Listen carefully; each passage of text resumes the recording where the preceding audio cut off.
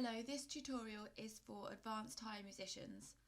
You'll need to take notes throughout the tutorial, and then when you're finished, type them up or photograph them and send them to me on Teams for feedback. Thank you. The concepts that we're going to cover are Leitmotif from the Advanced Higher concept list, time changes, 3 against 2, triplets, Diminished, Triad and Tremolando from the higher concept lists, Pizzicato, Glissando, French horn, Trill and Chromatic from National 5 concept lists and pedal from National 4. Please can you write a list of those concepts at the beginning of your notes along with your name and the date, and remember that I need to be able to read these, so keep them neat and tidy. Thank you. Your first activity is to listen to Hedwig's theme from Harry Potter, which is about 5 minutes long.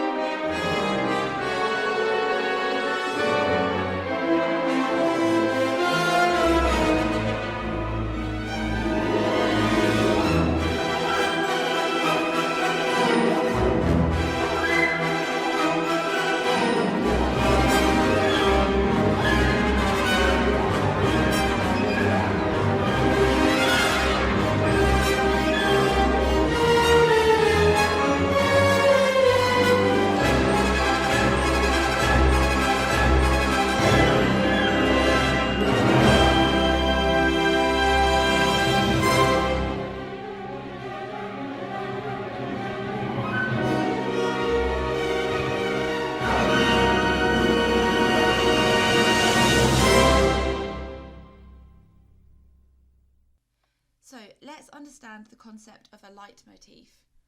A leitmotif is a short recurring theme in music, and it's associated with a particular character or theme.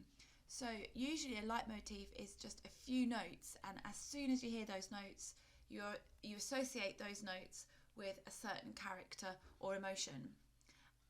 A leitmotif is quite short so that it's easily repeated, and I've chosen the example of Harry Potter because as soon as you hear those opening notes of Hedwig's theme, you associate the music with that magical world of Harry Potter.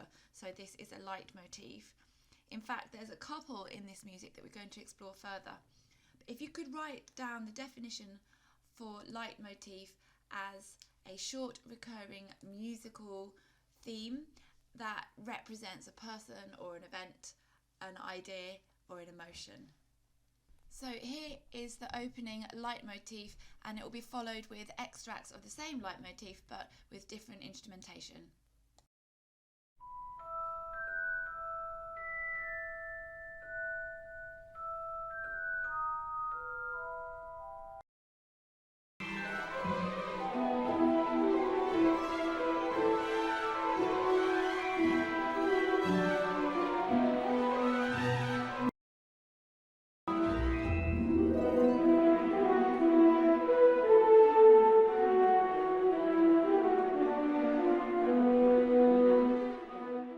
So the role of a leitmotif is to condition you to associate something with the music that you're hearing. And in these examples, you are conditioned to think of magic and the magical world of Harry Potter as soon as you hear those opening 5 notes. Well, we've heard the opening leitmotif, but the music continues. So we're going to do some revision now of the French horn. So listen to the second 2 extracts of the leitmotif again, and the main instrument that you can hear playing the melody is the French horn. The reason I'm doing a lot of revision on French horn is that it's one of those brass instruments that has a very subtle timbre, similar to the trombone, not quite as brash as the trumpet, although when the trumpet is being played in a mellow way, it's really easy to get confused with the different brass instruments. So I really want you to hear a French horn and be confident identifying its timbre. So here is the French horn again.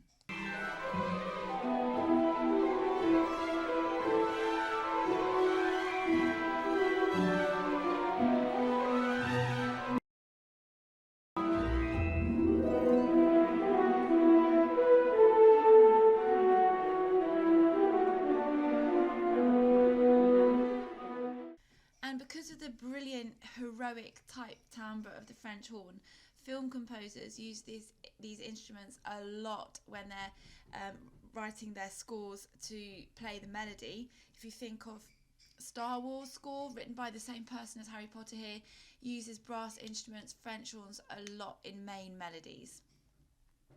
Right, your next activity is to do a comparison between time signatures.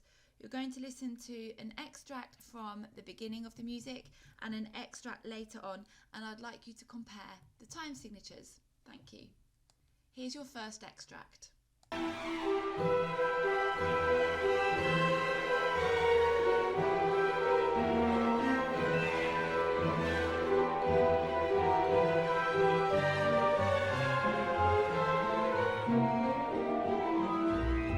And here's your second extract.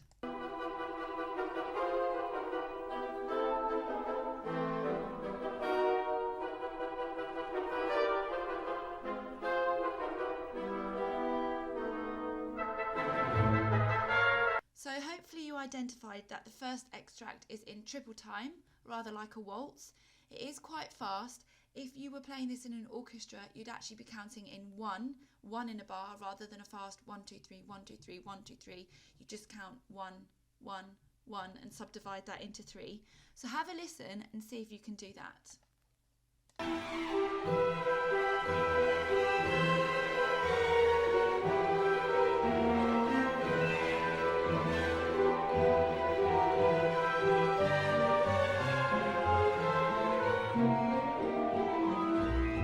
And the second extract extract was in duple time. We could count 1, 2, 1, 2, 1, 2.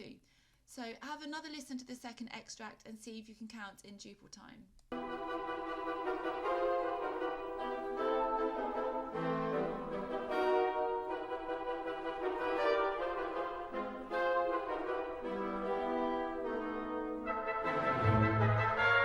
So this is an example of a time change within a piece of music. The pulse stays the same, but the counting changes. So you've got an underlying consistent pulse. You might be counting 1, 2, 3, 1, 2, 3, 1, 2, 3. The pulse stays the same, but you start counting 1, 2, 1, 2, 1, 2. The time signature will change in a time change, and I don't mean to confuse you, but in a hemiola the time signature does not change, and a hemiola lasts for a shorter amount of time. Where there's an actual time change, the time signature will physically change on the music, and you'll have a whole section or more written in one time signature, but the pulse has remained the same.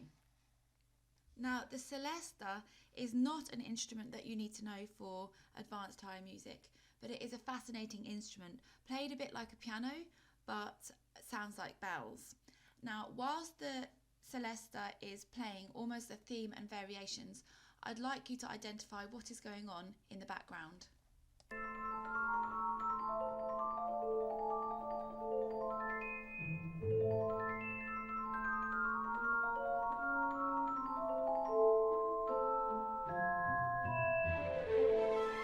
And that was so lovely. I'd like you to listen to that same extract again. Listen carefully to what's going on in the background.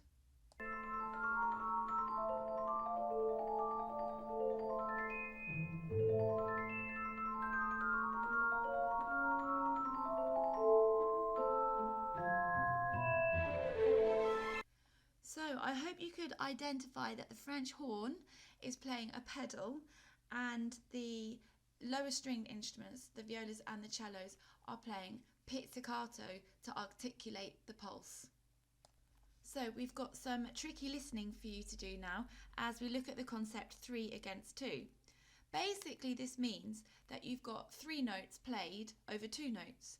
So you've got to have at least 2 parts playing at the same time. And whilst one part will be playing a pair of quavers, the other part will be playing triplets. So one part's playing 2 notes in a beat and the other note's playing 3 notes in a beat. And I just want to add this in so it's really clear. The part that's playing 2 notes in a beat will be 2 equal notes, and the part that's playing 3 notes to a beat will be playing 3 equal notes. Have a listen to this extract where the violins will be playing the soaring theme, where they're subdividing the beat equally into 2 beats, where they're playing a pair of quavers. Meanwhile, the violas and the cellos are playing groups of triplets, so they're subdividing the beat into 3.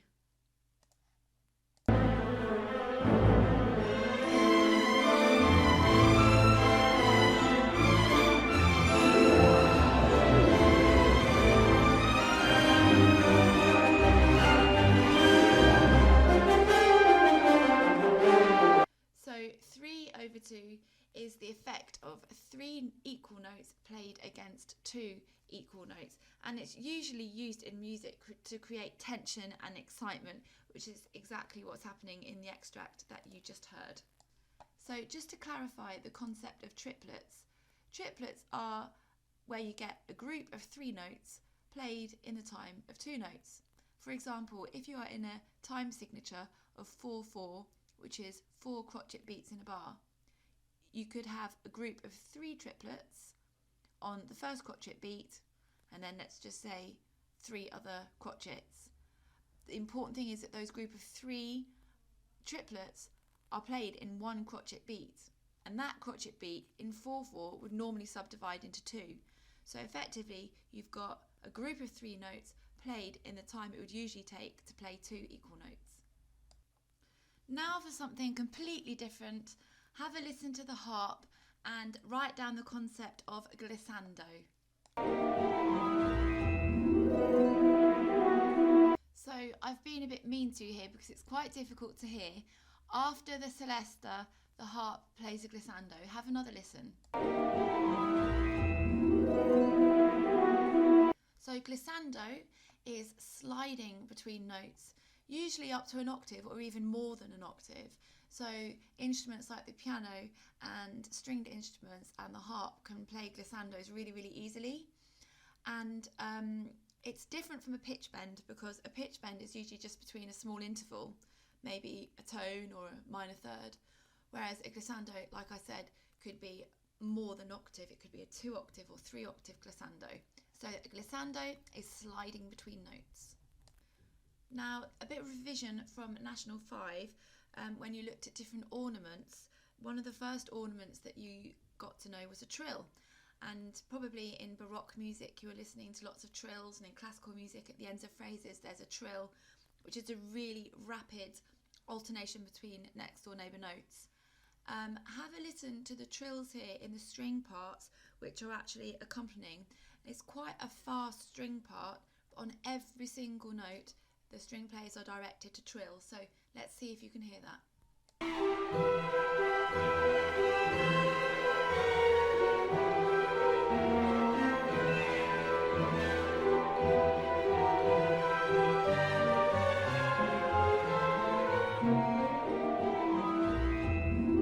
It gives a shimmering effect when a trill is indicated on every single note.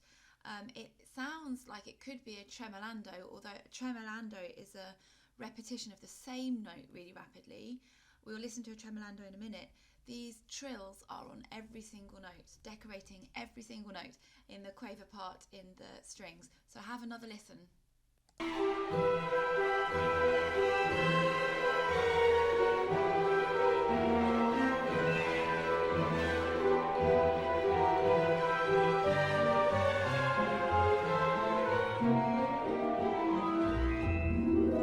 So tremolandos can be played by stringed instruments, and it's where they shake their bow on the strings, playing arco. They're shaking their bow on the strings, so you've got a very rapid repetition of the same note. Have a listen out for the tremolando in this extract.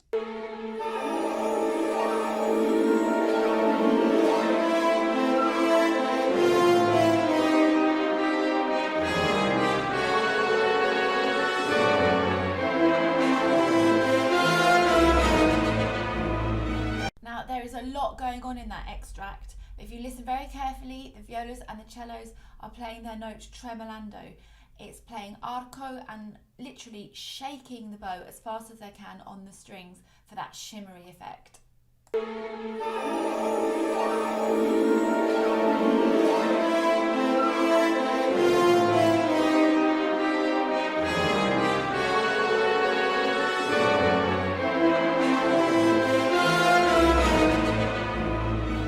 Now, as we approach the end of the piece, there is lots of chromatic movement in the strings, and this is just a revision of a National 5 concept.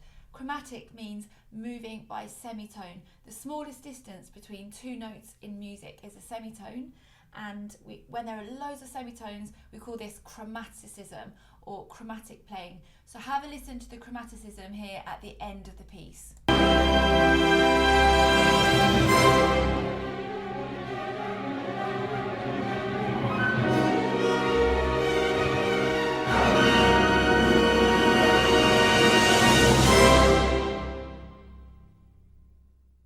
So that leaves us with our last concept that we're revising, the diminished triad. Now a triad is first, third and fifth degrees of the scale. So let's just say that we are in C major, then a C major triad would be C, E and G. A diminished triad means that the fifth degree is lowered by a semitone. So instead of having C, E and G, you have C, E and G flat. And that gives us a really distinctive interval. It's actually nicknamed the tritone or the devil's chord because it sounds so dissonant, a diminished triad. So where we hear a diminished triad is actually in the opening leitmotif, when we hear the melody drop from a F natural to a B. So that's an interval of a fifth, a B to an F. but it would normally be a B to an F sharp. Because it's written as an F natural, it creates a diminished triad or a tritone. Because of that, the fifth degree has been lowered by a semitone. And that gives this music a lot of those magical feelings because of the unusual intervals that are used. So have a listen to the opening leitmotif, and I will pause it and explain further the diminished triad.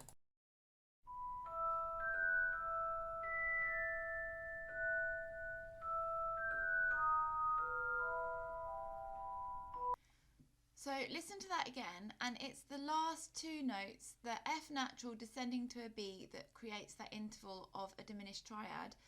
And it's the last two notes of the melody of the opening. Have another listen.